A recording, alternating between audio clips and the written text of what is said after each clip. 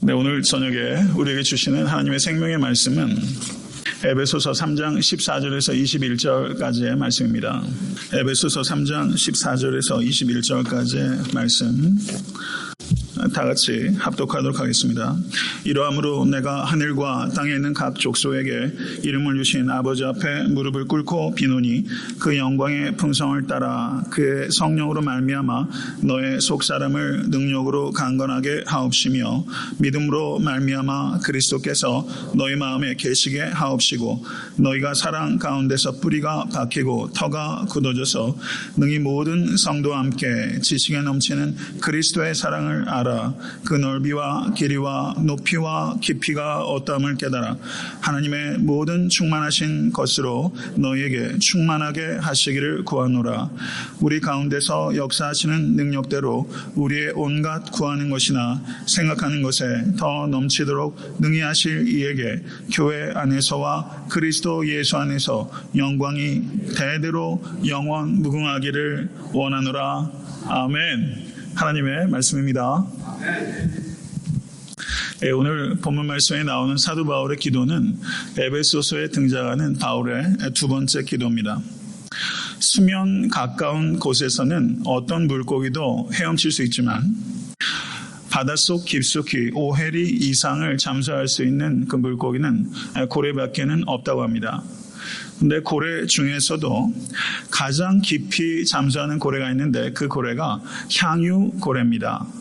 향유고래가 가장 깊이 잠수할 수 있는 깊이는 무려 3,000m까지 잠수할 수 있고 최장 1시간 30분까지 잠수할 수 있다고 합니다. 오늘 본문에 나오는 사도 바울의 기도는 수면에서 물장구 치는 그런 기도가 아니라 깊은 심에 깊숙이 들어가는 고래의 기도인 것입니다. 에베소 교인들 가운데도 파산하고 병들고 낙심하고 상처받고 핍박받고 죽어가는 이들이 많이 있었을 것입니다. 긴박한 필요가 없는 인간들은 하나도 없습니다. 바울은 신학자이기 전에 목회자입니다. 바울은 목회자로서 성도들의 삶의 필요와 어려움들을 누구보다도 잘 알고 있는 사람입니다. 그는 성도들의 아픔에 무감각하지 않고 무지하지 않은 목회자입니다. 그렇지만 사도 바울은 성도들의 당면한 표면적인 해수면 가까이에 있는 문제들만 가지고 기도하는 것이 아니라 사도 바울은 지금 감옥에 갇혀 있지만 마치 3,000m 아래로 내려가는 향유고래처럼 사도 바울은 가장 본질적인 문제들을 가지고 기도하기 시작하는 것입니다. 사도 바울은 여러 가지 삶의 문제들을 가지고 아우성치고 있는 성도들을 물 위로 솟구치게 하기 위해서는 자신이 그만큼 깊이 들어가서 삶의 본질에 해당되는 문제들을 가지고 기도할 때 성도들이 살아날 수 있다는 것을 알고 있기 때문입니다. 오늘 본문 말씀을 통해서 사도 바울과 같이 우리도 심에 깊숙이 잠수에 들어가서 우리가 마땅히 배워야 될 기도의 본질이 무엇인지를 오늘 사도 바울의 기도를 통해서 배울 수 있는 여러분과 제가 될 수 있게 되기를 주님을 간절히 축원합니다. 사도 바울은 이렇게 말합니다. 내가 하늘과 땅에 있는 각 족속에게 이름을 주신 하나님 앞에 무릎을 꿇고 비노니. 기도에 있어서 가장 중요한 것은 어떻게 기도하는가에 대한 지식보다 누구에게 기도하고 있는가 하는 지식입니다. 사랑하는 성도 여러분, 우리가 기도드리는 대상은 하늘과 땅에 있는 모든 피조물들에게 이름을 주신 하나님 아버지이십니다. 믿으십니까? 하늘과 땅에 있는 모든 피조물들에게 이름을 주셨다는 것은 하나님께서 모든 피조물들의 의미와 목적과 계획을 하나님께서 주셨다는 것입니다. 사랑하는 성도 여러분, 인간은 피조물입니다. 하나님께서 여러분 한 분 한 분의 삶 가운데 계획과 목적을 가지고 계시다는 것을 받아들이실 수 있게 되기를 간절히 축원합니다. 성공하기 원하시죠? 원하지 않으세요? 무엇이 성공입니까? 자기를 개발하고 자아를 성취하는 것을 세상 사람들이 성공이라고 정의해요. 그러나 그리스도인들은 그것을 성공이라고 말하지 않습니다. 그리스도인들은 하나님의 목적과 계획을 성취해 드리는 삶을 성공이라고 하는 것입니다. 이러한 의미에서 이 자리에 계신 모든 성도님들께서 성공하실 수 있게 되기를 간절히 바라는 것입니다. 하늘에 계신 하나님은 또한 우리의 아버지이십니다. 인간은 본질상 진노의 자녀이었지만 하나님의 독생자이신 예수 그리스도께서 우리의 죄를 대속하셔서 화목제물로 되심으로 말미암아 우리가 진노의 자녀에서 하나님의 자녀가 되었습니다. 할렐루야. 우리는 우리의 문제를 해결해 주실 수 있는 능력의 하나님께 나아가신 것이고, 우리는 우리의 문제를 해결하기 원하시는 사랑의 하나님께 나아가는 것입니다. 하나님께는 능력이 있고 사랑이 있으시기 때문에 우리의 문제를 해결하실 수 있고 우리의 문제를 해결하시기 원하십니다. 하나님께서는 하늘에 계시기 때문에 우리는 겸손함으로 하나님께 나아가야 되고, 하나님은 우리의 아버지이기 때문에 우리는 담대함으로 하나님 앞에 나아가는 것입니다. 사도 바울은 우리가 간과하기 쉬운 오늘 본문의 말씀을 통해서 우리가 기도할 때 반드시 결합되어야 되는 두 가지 태도가 있는데, 그것은 하늘의 하나님께 대한 겸손함과 우리의 아버지에 대한 담대함을 가지고 이 두 가지 태도를 겸비하여 하나님 앞에 나아갈 때 하나님을 기쁘시게 하고, 그리고 하나님의 뜻을 이루며 또 하나님께서 원하시는 바 우리의 삶에 이루어지는 것입니다. 이 두 가지가 여러분의 삶에 조화롭게 겸비가 될 수 있게 되기를 바랍니다. 사도 바울께서 무릎을 꿇고 빈다라고 표현했어요. 유대인들은요, 보통 서서 기도해요. 무릎을 꿇고 기도하는 것은 보편적인 기도의 형태도 아니고 사람들이 좋아하는 기도의 형태도 아니었어요. 그런데 성경을 유심히 살펴보면요, 예수님께서 겟세마네 동산에서 무릎을 꿇고 기도하셨어요. 스데반이 유대인들 앞에서 담대하게 복음을 증거하고 저가 마침내 돌덩어리에 맞아서 저가 마지막에 기도할 때 무릎을 꿇고 기도하면서 주여 이 죄를 저들에게 돌리지 마옵소서 라고 기도했습니다. 사도행전 20장을 보면 사도 바울께서 에베소 장로들과 너무나 안타까운 석별의 정을 나누면서 마지막으로 그들과 부둥켜 안고 그들이 무릎을 꿇고 기도했다라고 성경은 기록하고 있습니다. 무릎을 꿇으면 어떠한 일이 벌어집니까? 무릎을 꿇으면 자유롭게 움직일 수 없어요. 무릎을 꿇으면 우리의 자유를 그만큼 제한받는 것을 의미하는 거죠. 무릎을 꿇는다는 가장 본질적인 의미는 항복한다는 뜻입니다. 사도 바울은 지금 해수면 3,000m 아래로 깊이 들어가는 상류고래처럼 기도하면서 하나님 앞에 무릎을 꿇고, 그 기도하는 목적은 내 뜻을 하나님께 관철시키기 위해서가 아니라 내 뜻을 하나님 앞에 굴복시키기 위함이에요. 이게 기도의 가장 위대한 모습이에요. 사랑하는 성도 여러분, 우리가 기도할 때 우리의 몸의 태도도 그 기도에 걸맞아야 됩니다. 무릎을 꿇고 기도하는 항복의 자세를 가질 수 있는 몸과 마음을 겸비하실 수 있게 되기를 바랍니다. 남북전쟁 때 링컨 대통령이 이렇게 말했어요. 나는 수없이 무릎을 꿇을 수밖에 없었습니다. 그것 말고는 어디로도 갈 수 없다는 것을 너무나 분명히 알고 있었기 때문입니다. 나는 무릎을 꿇고 하나님이 내 편이 되어달라고 기도한 것이 아니라 내가 하나님 편에 설 수 있도록 기도했습니다. 성도 여러분, 무릎 꿇고 기도할 만큼 절박한 문제들이 있으실 거예요. 무릎을 꿇고 기도하는 본질적인 목적은 하나님 내 편 되어 주십시오 라고 하나님을 몰아붙이는 것이 아니라, 하나님 내가 하나님 편에 설 수 있도록 도와주십시오. 우리가 기도를 이렇게 바꿔낼 수 있어야 됩니다. 사랑하는 성도 여러분, 세상 사람들은요, 더 좋은 계획, 더 좋은 방법 찾아요. 그런데 하나님은요, 기도자를 찾습니다. 하나님은 예배자를 찾습니다. 하나님은 중보자를 찾습니다. 하나님께서 역사의 주인이심을 믿으십니까? 하나님께서 역사를 바꿔내실 때는 항상 먼저 세우는 사람이 있어요. 기도자입니다. 교회와 이 땅을 위해서 중보하는 기도자. 하나님께서 이 땅을 바꾸실 때는 항상 기도자를 먼저 세우셨어요. 교회에 많은 중요한 사역들이 있지만 기도는 그 많은 사역들 중에 하나로서 존재하는 것이 아니라 가장 중요한 사역들 중에 하나고 모든 사역들 중에 발전소와 같은 사역이 바로 기도입니다.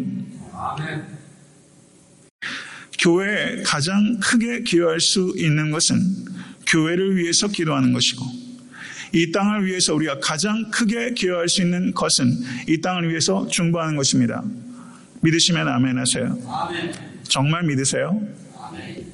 사랑하는 성도 여러분, 기도의 거장은 하늘에서 뚝 떨어지지 않아요. 태어나지 않아요. 빚어져요. 기도의 거장으로 태어난 사람 한 사람도 없고, 기도가 쉬운 사람 한 사람도 없어요. 기도는 여전히 저에게 어려워요. 그렇지만 사랑하는 성도 여러분, 오늘부터 수요 예배 우리 하나님을 뜨겁게 프레이즈하고 프리칭하고 프레이할 거예요. 수요일날 이 세 가지가 컴바인 되는 거예요. 어느 예배나 다 있지만 수요 예배는 특별히 하나님을 마음껏 프레이즈하고 하나님의 진리의 말씀 속에 마음껏 들어가고 우리가 마음껏 프레이하는 시간. 사랑하는 성도 여러분, 저는 이 자리가 가득 차게 될 줄로 믿습니다. 아멘. 이 수요 예배가 기도의 거장을 만들어내는 인큐베이터가 될 수 있게 될 주님을 축원합니다. 아멘. 성도 여러분, 저를 따라하세요. 기도가 지도를 바꾼다. 멋진 말이죠. 누가 만드는 줄 아세요? 제가 만들었어요. 가끔 히트쳐요. 기도가 지도를 바꾼다. 믿으세요? 성도 여러분, 기도가 지도를 바꿔요. 내 개인사를 바꾸고 교회사를 바꾸고 인류 세계사를 바꾸는 것은 기도입니다. 하나님께서는 기도하는 만큼 일하시기로 작정하셨어요. 바울은 그러면 무엇을 중보했는가? 오늘 번역은 제가 그 그리스어를 읽는데 굉장히 난문이더라고요. 굉장히 문법적으로 분석하기 어려웠어요.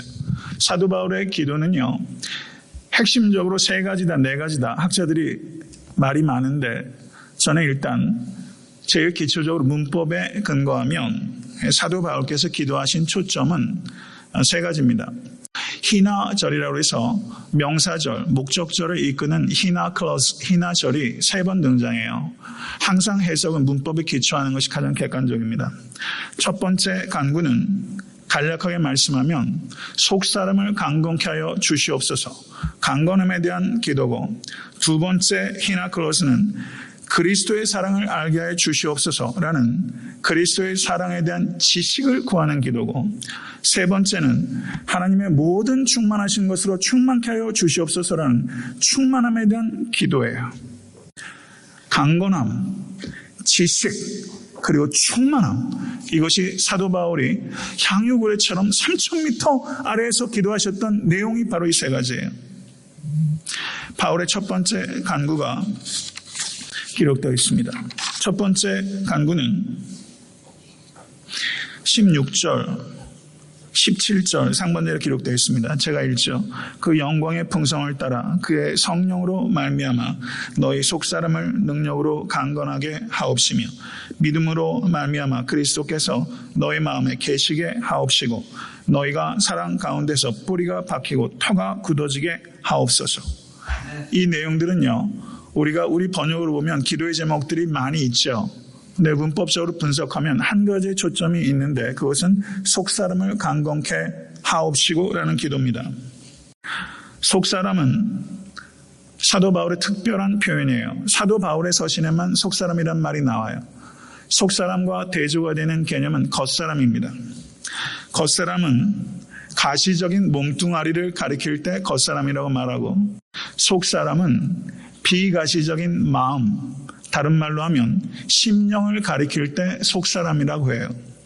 성경에 속사람이란 말과 대조가 되는 말이 있는데 그거는 새사람이라는 말이에요. 새사람과 속사람은 구별이 돼요. 새사람은 예수 그리스도의 영접함으로 말미암아 변화된 그 사람 전체를 가리킬 때 새사람이라고 말하는 것이고, 속사람이라고 말할 때 inner nature, inner being 이라고 번역되는 이 속사람은 비가시적인 그 사람의 마음을 가리킬 때 속사람이라고 표현하는 것입니다. 사랑하는 성도 여러분, 겉사람에 관심 갖지 마시고 속사람에 관심 가지셔야 돼요. 세상은 겉사람에게만 온통 관심 가져야, 교회는 속사람에게 관심을 갖고 속사람을 변화시키는 능력이 교회에 있어야 됩니다. 16절에 속사람을 강건케 해 주옵소서라는 간구와 17절에 그리스도께서 너희 마음에 계시게 하옵시고 라는 간구는 똑같은 말을 다르게 표현한 거예요. 에베소 성도들은 죄의 유혹과 시험과 박해, 어려움 가운데 직면해 있습니다. 이 세상에 존재했던 모든 성도들도 그들을 어렵게 하는 삶의 문제들이 있어요. 내적인 문제, 외적인 문제들이 항상 있는 것입니다. 사도 바울께서는 이와 같은 문제들을 이기기 위해서 속사람이 강건해져야 된다는 것을 권면하고 있는 것입니다. 성도 여러분, 그 뒤에 이어지는 말씀 한번 보세요. 16절. 그 영광의 풍성을 따라 그의 성령으로 말미암아 너의 속사람을 능력으로 강건하게 하옵시며, 여기서 영광의 풍성은 하나님의 성품과 능력을 나타내는 것입니다. 하나님의 성품과 능력을 따라 성령으로 말미암아라는 것은 하나님의 성품과 능력이 성령을 통해서 우리에게 알려지고, 하나님의 성품과 능력이 성령을 통해서 우리에게 체험됩니다. 성령은 우리에게 영적 계시를 전달하고 영적 체험을 우리에게 주시는 삼위의 하나님이십니다. 성령께서 하나님의 능력과 성품을 우리에게 알려주시고 체험케 하심으로 말미암아 우리의 속사람이 강건해지는 것입니다. 그리고 이것을 사도 바울께서 그리스도께서 너의 카르디아, 마음에 계시게 하옵시고, 똑같은 말이에요. 그러면 성도 여러분, 우린 예수님을 주와 그리스도로 영접하는 순간 예수 그리스도께서 우리의 마음에 들어오셨어요. 믿으세요? 이미 우리의 마음속에 내주하고 계세요. 그런데 이미 내주하고 계신 예수님을 어떻게 너희 마음에 계시게 하옵시고 라고 기도할 수 있습니까? 이미 계신 분을 어떻게 마음에 계시게 해달라고 기도해요? 모순적이죠. 이것에 대해서 이렇게 이해할 수 있습니다. 우리는 예수님을 주와 그리스도로 영접하는 순간 회심하고 그리스도의 영이 우리 가운데 내주하기 시작하십니다. 그것은 회심할 때 일어나는 내주예요. 그렇지만 중생에서 회심했지만 내주하기 계신 주님이 내 삶의 주인이 아니라 내가 여전히 주인일 수 있어요. 여기에서 사도 바울께서 간구하는 이 주님의 내주하심은 나그네로서의 내주하심 혹은 일시적인 내주하심이 아니라 그리스도께서 우리의 삶의 주인으로 영구적으로 우리 가운데서 드웰링 해달라는 기도예요. 사랑하는 성도 여러분, 주님께서 성도님들의 마음속에 나그네로서가 아니라 주인으로서 영원토록 내주하게 되시기를 저 역시 간절히 기도합니다. 그 결과는 무엇입니까? 그것은 사랑 가운데서 뿌리가 박히고 터가 굳어지는 것입니다. 성경 원어로는 이 부분이 분사구문으로 되어 있어요. 문법적으로 해석할 때 어느 쪽으로 붙여야 될지 상당히 어려워요. 그런데 저는 이것을 앞에 결과적으로 말씀하신 바와 같이 속사람이 강건해지는 결과는 사랑 가운데서 뿌리가 박히고 터가 굳어지는 것입니다. 뿌리가 박히는 것은 식물학적인 표현이고 터가 굳어지는 것은 건축학적인 표현이에요. 사랑하는 성도 여러분, 속사람이 강건하면 어떠한 상황에 부딪혀도 어떠한 사람 앞에서도 흔들리지 않습니다. 속사람이 강건케 되시는 그리고 예수 그리스도께서 주인으로 성도님들의 마음을 차지하실 수 있게 되기를 주님의 이름으로 간절히 축원합니다. 이것이 사도 바울의 첫 번째 기도예요. 두 번째 사도 바울의 간구는 능히 모든 성도와 함께 지식에 넘치는 그리스도의 사랑을 알아 그 넓이와 길이와 높이와 깊이가 어떠함을 깨닫게 하여 주시옵소서. 우리가 너무나 사랑하고 암송하는 말씀입니다. 이것은 그리스도 안에 계시된 하나님의 사랑을 깨닫게 해달라는 지식을 구하는 간구입니다. 여기에서 사도 바울께서는 18절 말씀 보시죠. 능히 모든 성도와 함께 지식에 넘치는 그리스도의 사랑을 알아. 이 그리스도의 사랑에 대한 지식은요, 모든 성도와 함께 알아가는 지식이에요. 우리가 공동체 안에서 같이 생활하는 것이 그리스도의 사랑을 깨닫는데 매우 필수적이라는 것을 이해하셔야 됩니다. 그리고 그리스도의 사랑은 지식에 넘치는 사랑입니다. 지식에 넘치는 사랑, 이 표현이 이해가 되세요? 지식에 넘치는 사랑. 근데 실제 성경 원어는 휘페르발로라는 단어가 사용되고 있는데 이것은 지식을 초월하는 사랑, 지식을 뛰어넘는 사랑, 이렇게 표현할 때 그 의미가 정확하게 전달이 되는 것입니다. 사랑하는 성도 여러분, 십자가의 사랑을 다 안다는 교만 내려놓으실 수 있게 될 간절히 바랍니다. 십자가에 나타난 그리스도의 사랑은 우리의 지식을 초월하는 사랑, 지식을 뛰어넘는 사랑이에요.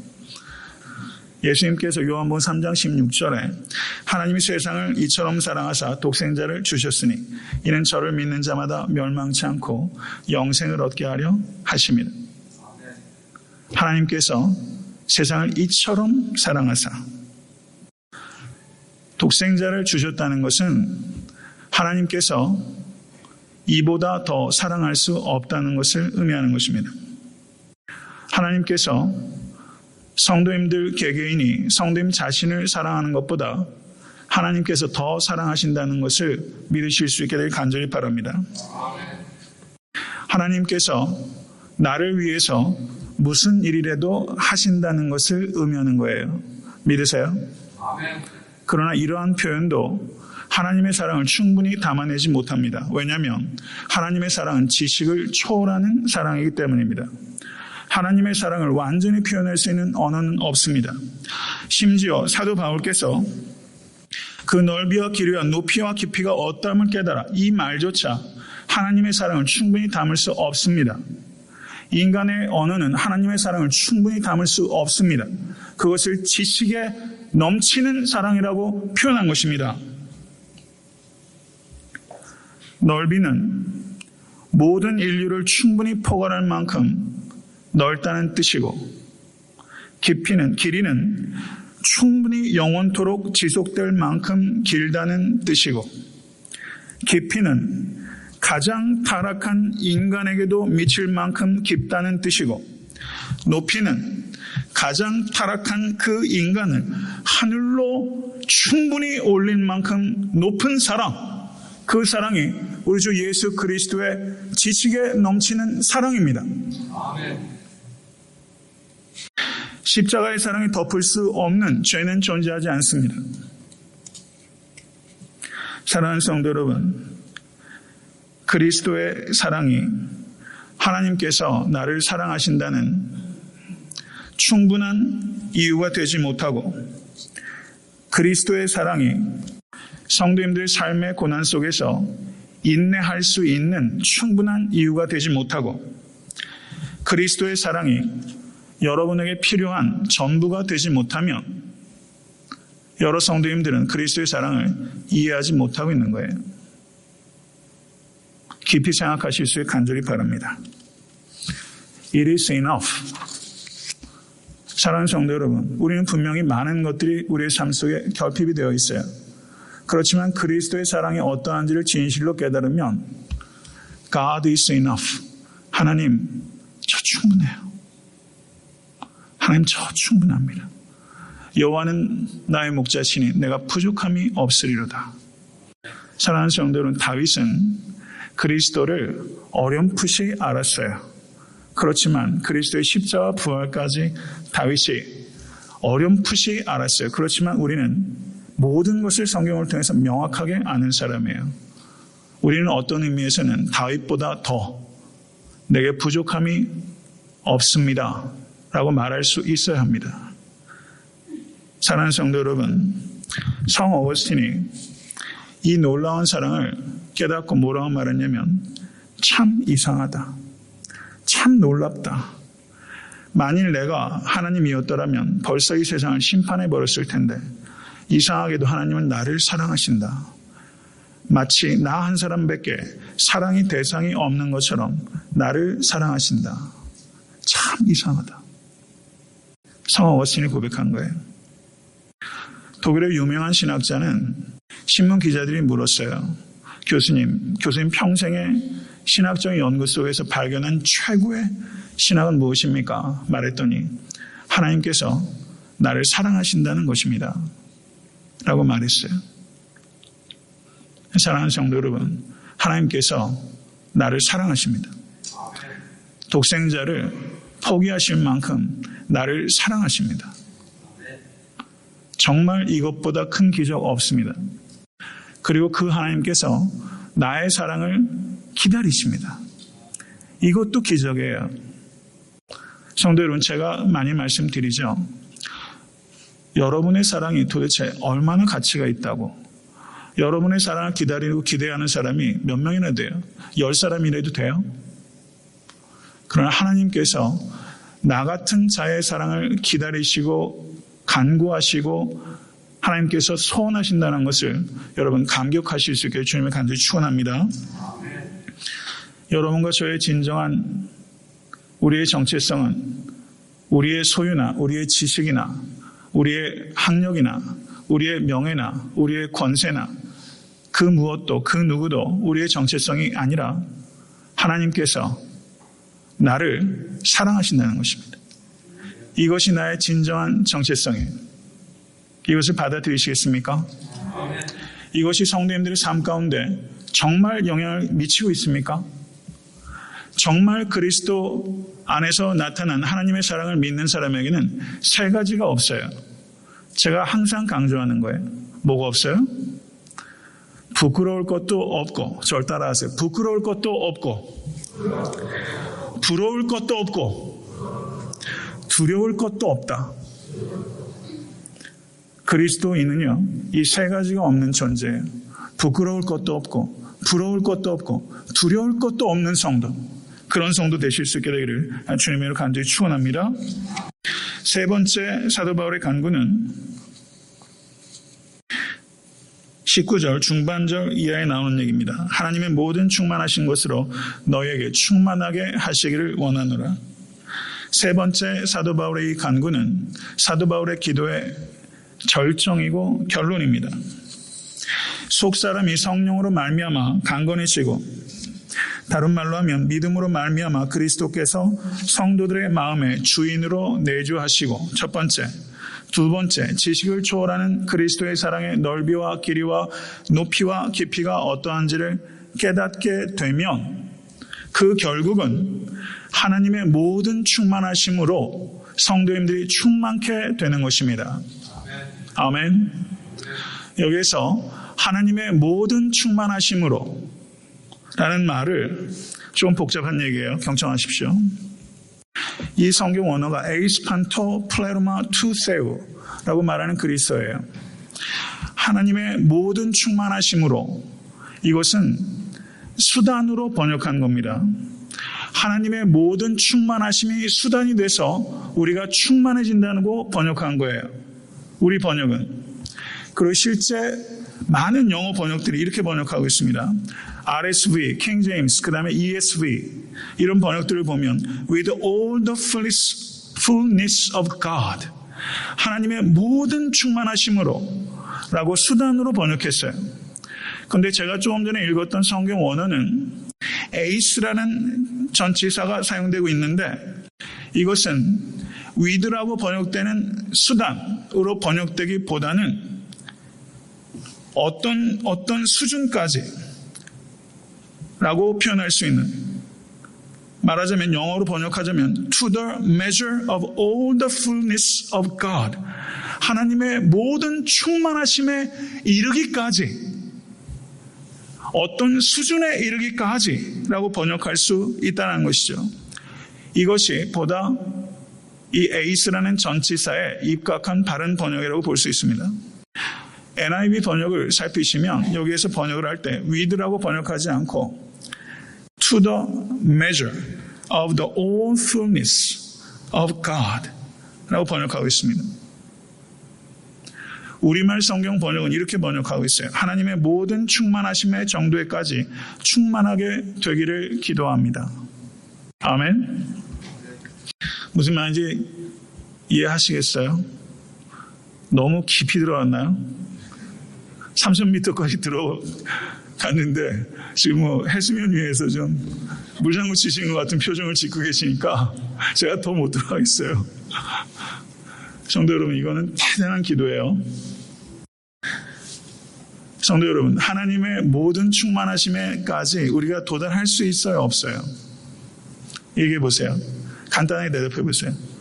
하나님의 모든 충만하심까지 우리가 도달할 수 없어요. 이것은 가능성을 얘기하는 게 아니라 목표를 얘기하는 겁니다. 에베소서 4장 13절에 비슷한 표현이 등장합니다.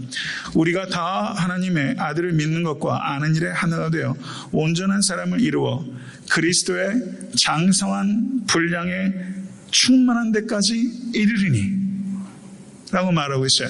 그리스도의 장성한 분량까지 도달할 수 있어요? 없어요? 없어요. 그렇지만 그것을 목표로 하라는 것을 우리에게 가르치는 겁니다. 이것은 하나님의 모든 충만하심에까지 up to the point, 그 수준까지 우리 보고 잘하라고 요청하는 것은, 그리고 그것을 기도하는 것은 위대한 기도고 담대한 기도예요. 아멘.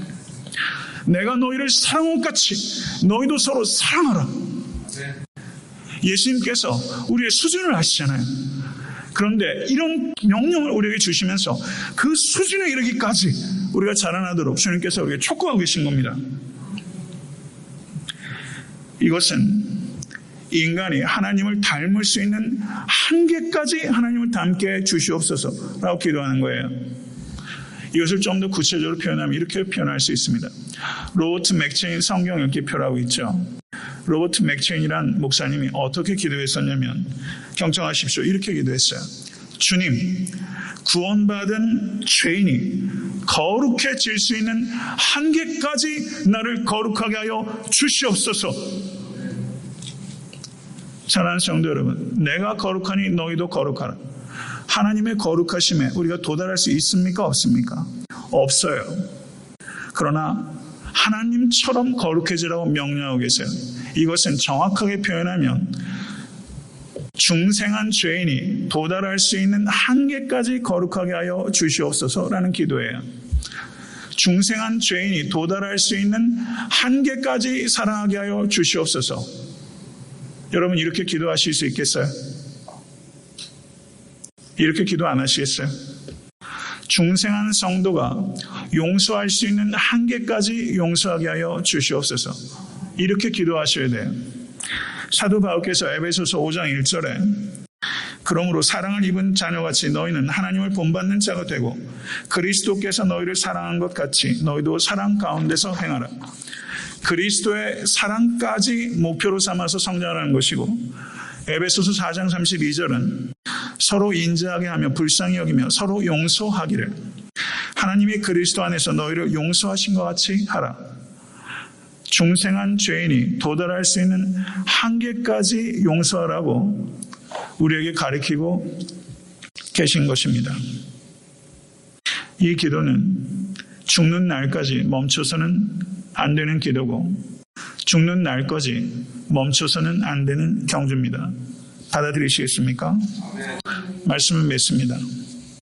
사랑하는 성도 여러분, 세상 사람들은요, 소유와 플랜티, 권세, 파워, 명예, 프레스티지. 세상 사람들은 이 세 가지를 목표로 삼아요. 소유와 권세와 명예. 그렇지만 사도 바울께서 오늘 우리에게 가르쳐 주신 기도는 그것을 목적으로 삼으라고 하지 않고 강건함과 지식과 충만함을 목표로 삼아 기도하라고 말씀하는 것이고, 정말 이 시대를 바꿀 수 있는 기도는 바로 이와 같은 기도를 드리는 사람이에요. 오늘 저녁에 이 말씀을 깊이 마음속에 받아들이시고 우리의 삶의 수면에 있는 그 문제들 가지고 찰랑거리지 마시고 여러분 깊이 들어가셔서 본질적인 문제를 가지고 하나님 앞에 기도하는 기도의 향유고래가 되십시오.